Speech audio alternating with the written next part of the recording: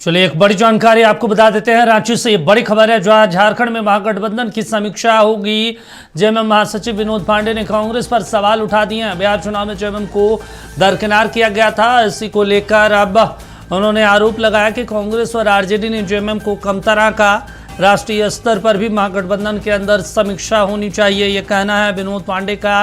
ये बड़ी जानकारी आपको बता देते हैं। अब झारखंड में भी महागठबंधन की समीक्षा होगी, सुगबुगाहट तेज हो गई, विनोद पांडे का कहना है।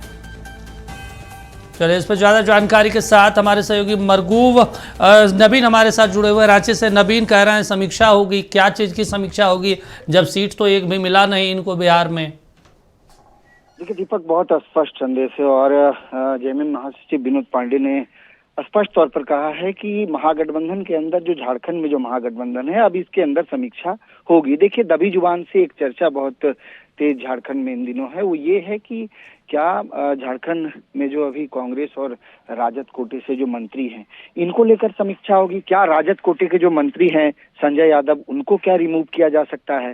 तो ये तमाम ऐसे कुछ सवालात हैं जो पिछले कई दिनों से झारखंड के सियासी गलियारों में घूम रहे हैं।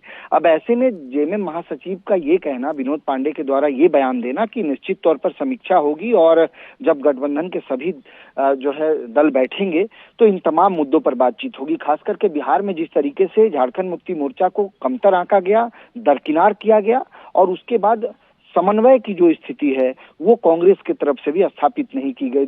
चूंकि इस महागठबंधन को कांग्रेस लीड कर रही थी, इसके बावजूद कांग्रेस ने समन्वय स्थापित नहीं किया।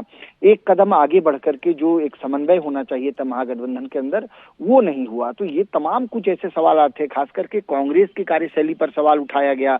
जहां तक राजद की बात हो तो जेएमएम ने बहुत स्पष्ट तरीके से कहा है कि आज राजद का क्या हश्र हुआ बिहार में, पूरे महागठबंधन का क्या हश्र हुआ चुनाव में बिहार में।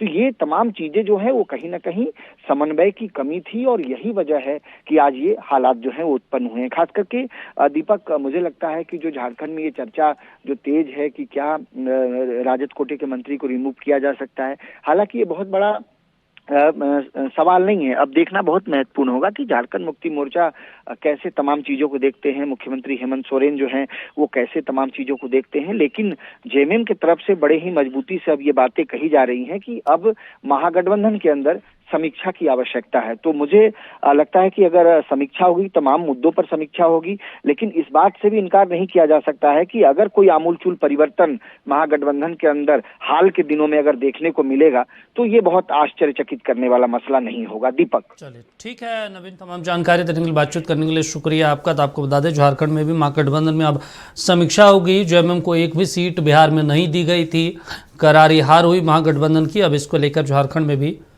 मंथन किया जाएगा।